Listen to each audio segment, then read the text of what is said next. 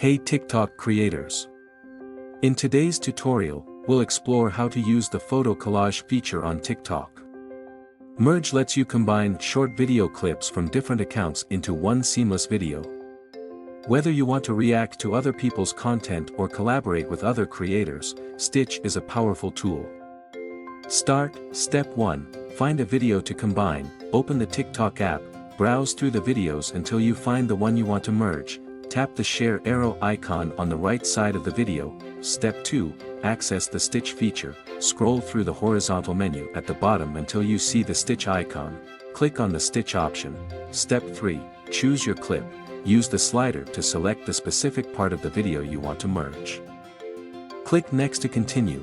Step 4. Record your part. The selected clip will appear on your screen. Tap the red record button to start recording your own part.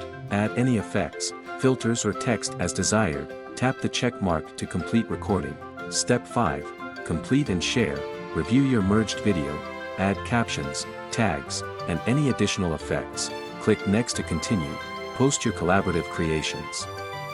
Thank you for watching the video. See you in the following clips.